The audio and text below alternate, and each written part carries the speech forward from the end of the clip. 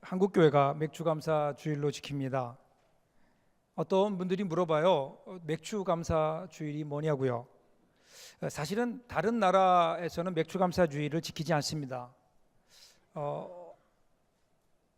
어쩌면 한국 교회에서만 교회의 감사 주일로 감사절로 지키고 있는 것은 아닐까.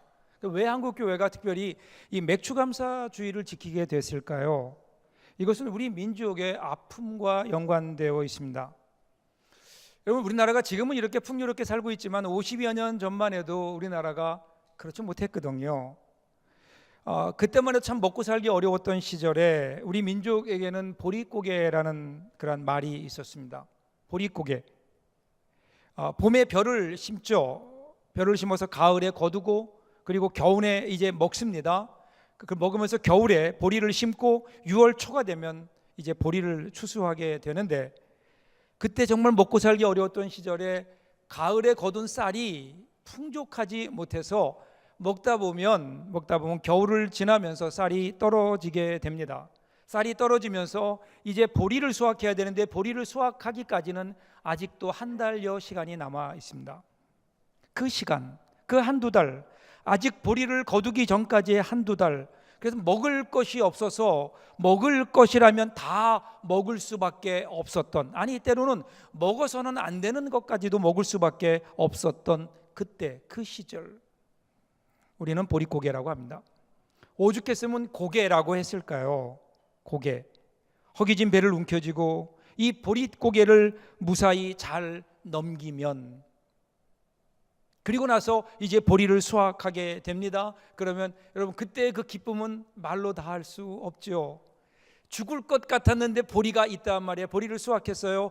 보리쌀 한 줌을 손에 움켜쥐고 기뻐하며 감격했던, 그래서 그 기쁨을 우리 믿음의 선배들은 우리만 나눌 게 아니라 정말 하나님께 감사하기를 원했고요. 성경을 보니까 구약의 여러 군데에서 맥주절을 기쁨으로 감사의 축제로 드렸다라는 것을 읽게 되었습니다. 그래서 그러면 우리도 이 기쁨을 우리끼리만 나눌 것이 아니라 하나님께 감사로 드리자. 여러분, 이것이 맥주절의 기원입니다. 보릿고개, 그 어려웠던 보릿고개를 무사히 넘기게 하신 하나님, 그리고 이제는 첫 열매를 얻게 하신 하나님, 그 하나님께 감사를 드렸던, 사실은 아무것도 아닌 보리쌀 한 줌을 손에 움켜쥐고 하나님 앞에 감사했었던, 여러분, 이것이 한국의 맥주 감사 주일의 기원입니다.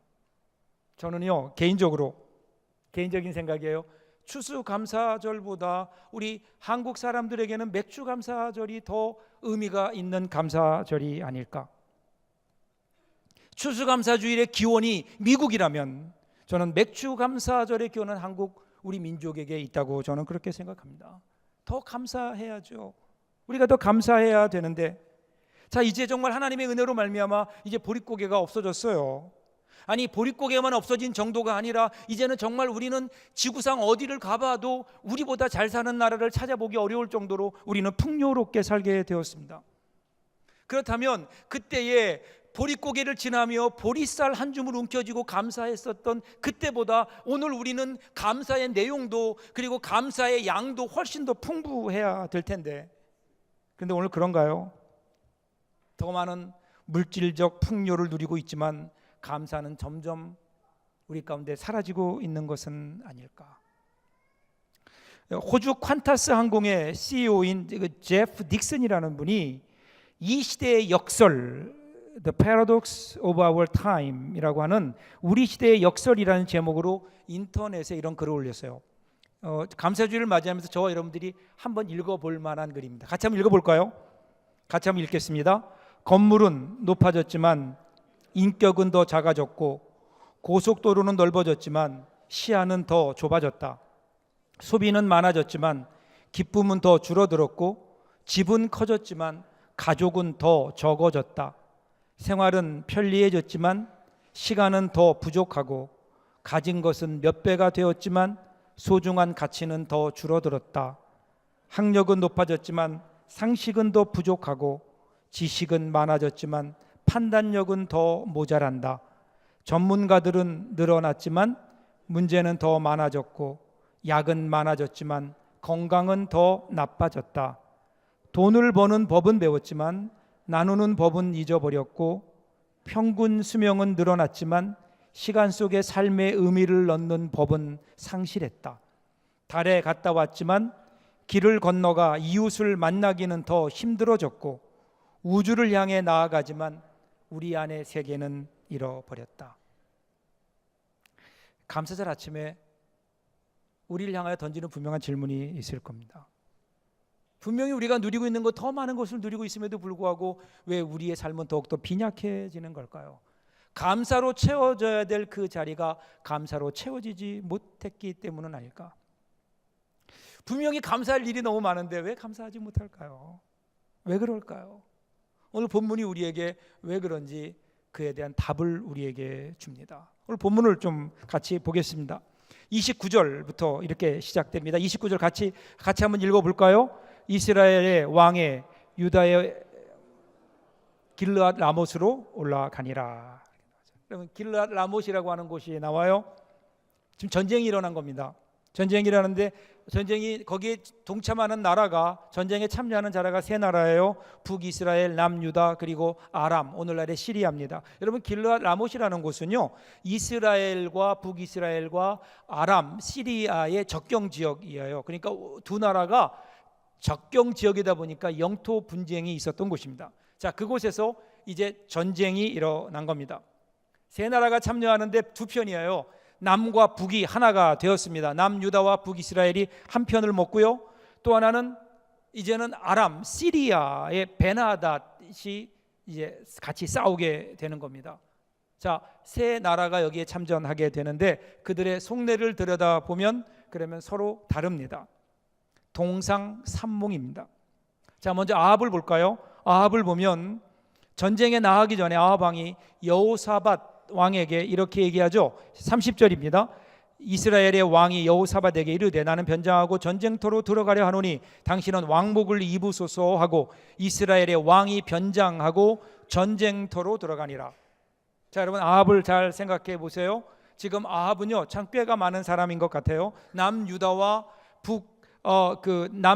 북이스라엘을 하나로 연합국을 형성해서 아람과 전쟁을 하면 승산이 있다라고 생각한 겁니다. 북이스라엘 혼자로는 좀 힘이 딸리니까 남쪽의 힘을 빌린 겁니다. 지금까지는요, 남왕국과 북왕국이 서로 싸웠어요. 남과 북이 사이가 좋은 나라가 별로 없지요. 우리나라도 그렇지 않습니까? 주로 영토를 서로 맞대고 있다 보니까 긴장 관계에 있게 되고, 그러다 보니까 분쟁이 끊임이 없었습니다. 그런데 이 아합 왕이 이런 긴장 관계를 깨고 동맹 관계를 맺습니다. 자기의 딸을 여호사밧의 며느리로 보내는 겁니다. 그러니까 어떻게 되는 거예요? 둘이 사돈지간을 맺은 거예요. 사돈지간을 맺어서 서로 간에 이제 평화 조약을 맺었습니다. 그리고는 여호사밧을 꿰어서 이 전쟁에 참여하라 이렇게 한 겁니다. 그래서 이제는 아람을 대적할 수 있는, 시리아를 대적할 수 있는 큰 군사력을 가지게 된 거예요. 그것뿐이 아닙니다. 전쟁에 참여하면서 불안하거든요. 그리고 자기는 이미 아람 군대에게 노출되어 있어서 자기가 앞장서면 틀림없이 아람 군대가 자기를 표적으로 삼고 쫓아올 것을 아는 겁니다. 그래서 전쟁에 나가기 전에 자기는 신분을 감추고 그 자리에 여호사밧 왕을 세웁니다. 당신이 앞장서십시오. 그리고 자기는 일반 군사 장군의 그 장군복을 입고 변장하고 군사 가운데 숨는 겁니다. 그러면서 자기의 생명을 보존하려는 거죠. 어떻게 보면 참 꾀가 많은 사람입니다. 오늘도 보면 많은 사람들이 이 아합의 길을 갑니다. 자기가 계획합니다. 자기의 생각대로 사는 거죠. 그런데 여러분, 아무리 지혜로운 사람이다 하더라도 우리 인간의 지혜는 한계가 있습니다. 우리 유한한 인간에게 무한한 지혜가 주어지지 않습니다. 그럼에도 불구하고 우리는 때로 어떤 착각 속에 사는가 하면은요, 내 계획이, 내가 생각한 것이, 내가 가지고 있는 나의 이 지혜가 엄청난 능력을 가지고 있다고 착각합니다. 이렇게 하면 잘 살 것 같습니다. 때로는 그 지혜로 하나님을 대적할 수 있는 것처럼 생각하기도 합니다. 마치 하나님의 지혜보다 우리 인간의 지혜가 더 나은 것처럼 내 생각대로 살면 성공할 것이라고 하는 어리석음 가운데 살아가고 있는 아합의 모습을 한번 여러분 보십시오. 혹시 우리 가운데 그런 분 안 계신가요? 우리가 계획해야 됩니다. 물론 우리가 생각하고 준비해야 됩니다. 그런데 그렇게 하면 모든 것이 내 뜻대로 될 것이라고 하는 혹시 착각 속에 우리가 살고 있는 것은 아닌가? 아합입니다. 세상에서 가장 어리석은 사람은요, 자신의 지혜가 완벽한 줄 알고 자기의 지혜만을 철석같이 믿고 있는 사람입니다. 아합과 같은 사람이죠. 그런데요, 오늘 성경을 보면 이보다 더 어리석은 사람이 나와요. 그 사람은 뭐냐면 그렇게 어리석은 사람을 부러워하고 본받으려고 하는 사람입니다. 여호사밧이에요. 여호사밧. 지금 여호사밧은 전쟁에 나온 뚜렷한 목적이 없어요. 그냥 인간관계상 나온 거예요. 사돈이 가자 그러니까 따라 나온 겁니다. 아합과는 사돈관계잖아요. 지금 여러분 여호사밧은 이미 하나님의 뜻을 알고 있어요. 미가야 선지자의 예언을 들었잖아요. 전쟁에 나가면 불길하다, 죽는다 예언을 들었어요. 이 전쟁에 나가는 것은 하나님의 뜻이 아닌 거예요. 나가면 죽는다 그랬는데 그것을 알면서도 아합과의 관계 때문에, 그리고 아합의 힘이 더 세니까 할 수 없이 지금 그냥 따라 나온 거예요. 어떤 면에서는 아합이 부럽기도 해요. 그런 결단이 부럽기도 한 거예요. 저렇게 살면 뭔가 좀 잘 살 것 같아요. 자기보다 많은 군대를 가지고 있고 지혜도 많은 것 같아요. 그래서 그것을 부러워하면서 지금 여호사밧이 따라 나온 겁니다. 그래서 사람들 가운데 이런 여호사밧의 길을 가는 사람들이 있죠. 다른 사람들 사는 대로 따라가요. 다른 사람들이 사는 것을 보고 부러워하면서 나도 저렇게 살았으면 좋겠다. 신앙인들 가운데도 이런 사람들이 얼마나 많은지 모릅니다. 이솝우화에 보면요, 여우 이야기가 많이 나오는데 그 가운데 목마른 여우가 있어요. 목마른 어느 여우가 목이 말라서 길을 가다 보니까 포도원이 있어요. 포도원에 가보니까 포도가 열렸네요. 그래서 포도를 따먹었어요. 그랬더니 이게 웬일이에요? 아직도 안 익은 신포도예요. 그래서 인상을 찡그리고 더 이상 안 먹으려고 하는데 이렇게 돌아보니까 거기에 다른 여우들이 와 있는 거예요. 여우들이 와서 부러워하면서 침을 흘리고 있는 겁니다. 그 포도를 먹고 싶어 하는 거예요. 그러니까 이 여우가요, 신포도라고 못하는 거예요. 그러면서 계속 포도를 따먹으면서 아 맛있다, 아 달다, 아 향기롭다. 그 사람들이 거기서 그 다른 여우들이 그걸 보면서 부러워하는 겁니다. 부러워하는 거예요. 그러니까 그것 때문에 부러워하는 모습을 보면서 멈출 수가 없는 거예요. 계속 신포도를 따먹어요. 그러다 위궤양으로 죽었다는 전설이 있습니다. 여러분, 이 세상에 이런 여우들이 얼마나 많은 줄 아십니까? 속으로는 울면서 속으로는 괴로워하면서도 겉으로는 행복한 척 신포도를 따먹고 있어요. 행복한 가정인 것처럼, 행복한 것처럼, 돈을 가지고 권력을 가지고 있으니까 내가 행복한 것처럼 사람들에게 보여주려고. 그런데 그 속을 보면요, 속이 아니에요. 울고 있어요. 근데 문제는 그걸 바라보면서 부러워한단 말이에요. 가짜에 속고 있는 거예요. 사탄이 주는 헛된 욕심에 여기에 속아서 그것을 부러워하며 그것 따라가면요, 그러면 망신이에요. 망신이에요. 여호사밧. 자, 베나닷이 있네요. 베나닷은 어떤 사람일까요? 베나닷은 지금 그 장군 32명, 자기 휘하에 32명을 모아놓고 이렇게 얘기해요. 31절이에요. 아람 왕이 그의 병거의 지휘관 32명에게 명령하여 이르기를 너희는 작은 자나 큰 자와 더불어 싸우지 말고 오직 이스라엘 왕과 싸우라 한지라. 지금 여러분, 이 베나닷의 목적은 어디 있는가 하면요, 단 한 명이에요. 누구죠? 아합이에요. 왜 그런 줄 아세요? 아합에게 그동안 치욕을 당했어요. 여러분, 지금 우리 계속 큐티를 해왔잖아요. 여러분, 어떤 사건이 있었나요? 2번이나 우세한 전력을 가지고도 졌어요. 그래서 자존심에 큰 상처를 입은 겁니다. 마음속에 그의 감정이 상했어요. 앞으로 내 인생에 남은 목적은 저놈을 죽이는 거다 이거예요. 복수심입니다. 그래서 지금 명령이 뭐예요? 다른 거 다 내버려도 그놈만 죽여, 아합만 죽여, 이렇게 되는 겁니다. 우리는 여기서요, 상한 감정을 봅니다. 상한 감정을 에너지 삼아서 살아가는 사람. 사람의 감정은 나무의 나이테와 같아요. 나이테를 보면 가물었을 때의 흔적, 영양이 충분했을 때의 흔적, 폭풍우가 왔을 때, 가뭄이 왔을 때의 흔적, 이런 흔적들이 나무의 나이테에 그대로 나타나 있잖아요. 우리 감정도 그렇다고요. 우리 인생의 모든 상처의 흔적들이 우리 감정에 그대로 기록되어 있어요. 이런 마음의 상처가 우리 가운데 깊으면, 그러면 우리는 모르는 사이에 우리 감정이 상하게 되고, 그리고 상한 감정의 포로가 되어서 상한 감정을 에너지 삼아서 살아가게 된다는 거예요. 그러면 그 인생은 불행입니다. 불행입니다. 상한 감정을 따라 살아요. 복수심을 가지고.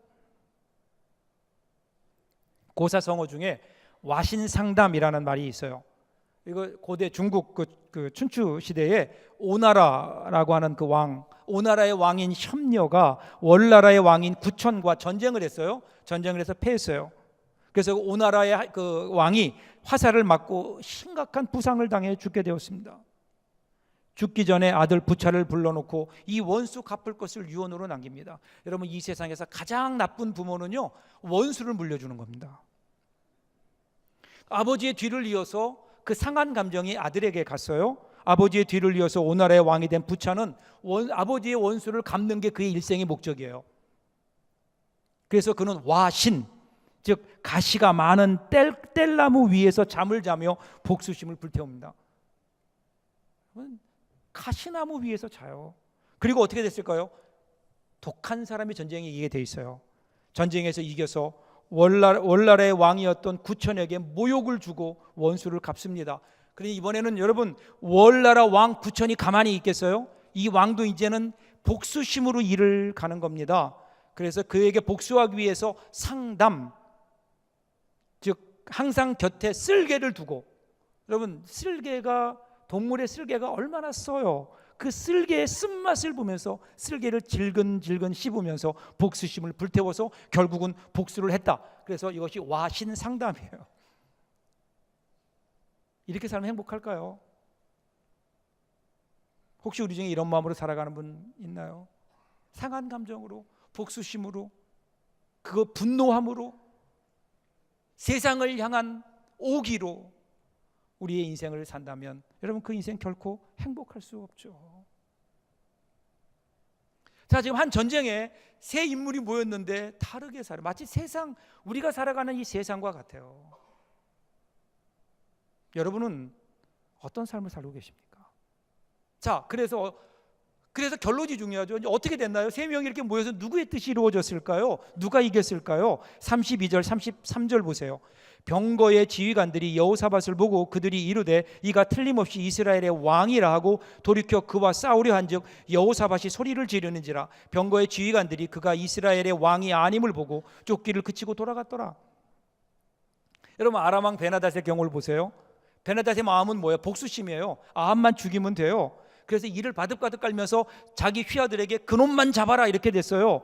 보니까 하나 보이네요. 보니까 아합 왕 같아요. 그래 죽어라고 쫓아갔어요. 그랬더니 뭐예요? 아니에요.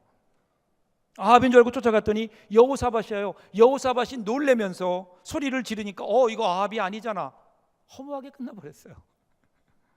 여호사밧은 어떨까요? 여호사밧은 어리버리한 상태에서 전쟁에 참여합니다. 하나님의 뜻이 분명하지 않음을 알면서도 관계 때문에 나가는 거예요. 그래서 사돈이니까 찾아가는 겁니다. 그러다가 갑자기 자기도 모르는 새에 자기가 표적이 됐네요. 모든 아람의 군대들이 자기만 쫓아와요. 그러니까 놀래서 막 도망가는 거예요. 도망가면 소리를 질렀다는데 뭐라고 소리를 질렀을까요? 아마 그랬을 거예요. 야, 나 아합 아니야. 그러지 않았을까요? 왜 나만 가지고 그래? 나 아합 아니야. 여러분, 전쟁에 나간 왕이 적군이 쫓아온다고 소리는 왜 지릅니까? 이거 아합만 따라갔다 망신 이런 망신이 어디 있어요? 그의 뜻도 이루어지지 않았네요. 자, 이제 아합입니다. 아합은 어땠을까요? 아합의 뜻이 좀 이루어진 것 같아요. 자기가 변장하고 숨었어요. 그래서 그 아람의 군대가 자기가 아닌 아합을 쫓아갑니다. 여기까지는 성공한 것 같아요. 그래서 그가 이제 나는 괜찮다라고 안심하는데 이게 웬일입니까? 어디선가 화살이 하나 날라오더니 자기 몸에 박히는 거예요. 34절 35절 보세요. 한 사람이 무심코 활을 당겨 이스라엘 왕의 갑옷 솔기를 마친지라. 왕이 그 병거 모는 자에게 이르되 내가 부상하였으니 내 손을 돌려 내가 전쟁터에서 나가게 하라 하였으나 이날에 전쟁이 맹렬하였으므로 왕이 병거 가운데 붙들려 서서 아람 사람을 막다가 저녁에 이르러 죽었는데 상처에 피가 흘러 병거 바닥에 고였더라. 자 보세요. 지금 아람 군대 군사 중 한 명이 그냥 무심코 활을 쏜 거예요. 무심코라는 말은요, 누구를 겨냥한 게 아니에요. 그냥 쏜 거예요. 전쟁이 시작되니까 막 군사들이 몰려오니까 아마도 겁이 많았는지 그냥 숨어서 고개 숙이고 하늘을 향해 그냥 한 대 날린 거예요, 화살을. 그런데 우연히 무심코 날린 화살 한 대가 아합 왕의 갑옷 솔기를 파고듭니다. 갑옷 솔기란 갑옷의 이음새 부분을 말합니다. 가장 약한 부분이에요. 그걸 뚫고 들어와서 관통한 거예요. 그 사이를 비집고. 여러분, 그렇게 살겠다고 지혜를 내서 왕의 복장까지 벗어버리면서 변장을 하고 발버둥 쳤지만 우연히 날아든 화살 하나 때문에 그는 거기에서 죽게 되는 겁니다. 자, 여러분, 이 결론이에요. 어떻게 돼? 아무도 자기의 뜻대로 이루지 못했어요. 허무하게 전쟁이 끝나버린 거예요. 자, 그럼 이렇게 끝나버렸을까요? 아니에요. 오늘 성경은 결론을 이렇게 냅니다. 37절 38절 보세요. 왕이 이미 죽음에 그의 시체를 메어 사마리아에 이르러 왕을 사마리아에 장사하니라. 그 병거를 사마리아 못에서 씻음에 개들이 그의 피를 핥았으니 여호와께서 하신 말씀과 같이 되었더라. 거기는 창기들이 목욕하는 곳이다. 자, 결론은 뭐냐면 여호와께서 하신 말씀과 같이 되었더라. 이것이 결론이에요. 여러분, 아합은 자기가 화살에 맞을 것 전혀 예측하지 못했어요. 무심코 날아온 거예요. 여러분, 우리 사람들은요, 자기가 예측하지 못했던 일이 일어났을 때 우연이라고 해요. 그리고요, 자기가 예측한 일, 자기가 계획한 일이 이루어지면 뭐라 그래요? 필연이에요.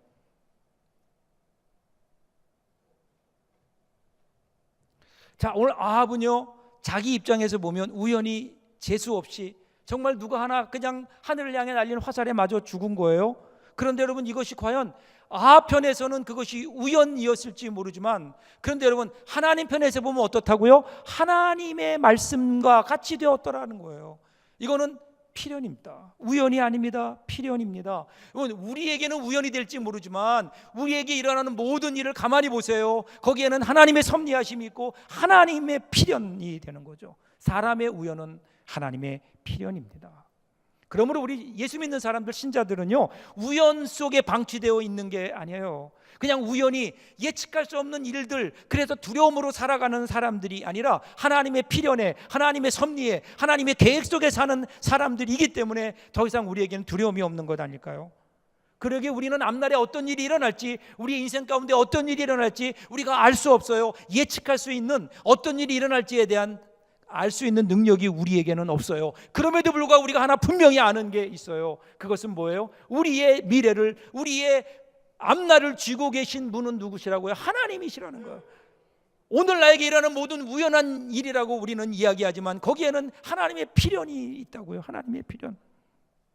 인생의 전부를 주관하시는 분, 그분께서 쥐고 인도하시는 하나님의 섭리와 인도하심이 우리에게 있다고요. 여러분, 그래서 우리는 앞날의 일이 어떻게 되었기 때문에, 삶의 환경 속에 내가 원하는 것이 이루어졌기 때문에 하나님 앞에 감사하는 것이 아니라, 내 앞에 일어나는 일들, 지금 이루어지는 환경과는 상관없이 그것을 뛰어넘어서 역사하시는 하나님의 손길이 있기에 그 하나님 때문에 여러분, 우리는 감사할 수 있는 거 아닐까요? 이것이 성경에서 얘기하는 감사입니다. 사도 바울은 이렇게 고백합니다. 로마서 8장 28절에서 하나님을 사랑하는 자, 곧 그 뜻대로 부르심을 입은 자들에게는 모든 것이 합력하여 선을 이루느니라. 이 든든함, 여러분, 이 감사함, 이것이 오늘 저와 여러분, 특별히 감사절을 맞이하는 우리의 마음속에 넘쳐야 될 하나님의 은혜가 아닐까요? 감사함.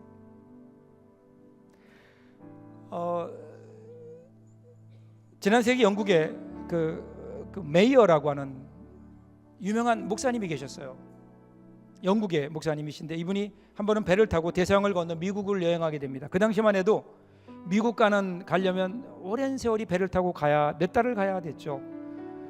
긴 여행을 하다가 그 여행 중에 그 목사님이 워낙 유명한 목사님이니까 그 목사님을 알아본 그 선객들 가운데 신자들이죠. 그들이 선상 예배를 좀 인도해 달라고 부탁을 한 거예요. 그러니까 마이어 목사님도 흔쾌히 허락을 하고 예배를 인도하게 됐습니다. 설교하는 거예요. 근데 그 자리에 사람들이 쭉 모였는데 그 가운데 크리스찬 한 명이 무신론자인 자기 친구를 데려온 거예요. 그래서 그날 이제 예배 참석을 했는데, 근데 예배 그날 설교의 제목이 뭐였냐면 기도의 응답이었어요. 하나님께서 기도에 응답하신다는 내용의 기도 응답이었습니다. 예배 끝난 다음에 그 이제 인도했던 친구가 궁금하잖아요. 그래서 무신론자 친구에게 물었대요. 너 어떻게 생각하니? 오늘 설교 들었는데 어떠니? 그랬더니 자기는 믿을 수가 없다고. 자기는 어떻게 기도의 응답이라는 게 있냐고. 믿을 수 없다고. 그래서 이 무신론자가 그 친구와 함께 예배 끝난 다음에 가판일을 거닐다가 보니까 의자가 있고 그 의자에 한 부인이 앉아 있는데 보기에도 아이를 가진 임산부더래요. 지쳐서 이렇게 쓰러져 있는 겁니다. 아마도 멀미 때문에 그런지 지쳐서 거의 탈진 상태로 있는 거예요. 그 모습이 안 돼 보였던지 마침 자기가 가지고 있던 오렌지 2개를 그 부인에게 살짝 쥐어줬습니다. 옆에서 친구가 묻는 거 아는 사람이냐고. 근데 아니라고. 그런데 그냥 주고 싶은 마음이 생겼다고. 오렌지를 주고 그리고 한 바퀴 돌고 다시 그 자리로 이렇게 산책을 하고 돌아오는데 그 부인이 깨 있는 거예요. 근데 그 오렌지를 먹으면서 보니까 얼굴이 많이 원기가 회복되어 있어요. 원기가 많이 회복되어 있는 거예요. 그래서 호기심이 나잖아요. 가까이 가서 물었대요. 가까이 가서 오렌지를 참 맛있게 드시네요. 그랬더니 부인이 갑자기 네 하나님의 은혜가 너무 감사합니다. 하나님을 찬양합니다. 하나님께서 나에게 오렌지를 주셨습니다. 그러더래요. 그러니까 무신론자가 마음속에 심통이 났죠. 죽은 건 자기인데 왜 하나님께 감사할까? 그래서 얘기했다. 사실은 그 하나님이 주신 게 아니고 아까 내가 복이 하도 안 돼서 그래서 내가 오렌지가 가지고 있던 게 오렌지가 있어서 그 오렌지를 당신의 손에 내가 놓았다고. 내가 준 거라고. 그랬더니 이 부인이요 더 밝은 모습으로 그러셨군요. 하나님께서 당신을 통해서 나에게 오렌지를 주셨군요. 사실은 오랜 여행 때문에 지쳐서 내가 쓰러져 탈진 상태에 이르렀는데 그때 하나님께 내가 기도했어요. 오렌지 2개만 먹게 해달라고.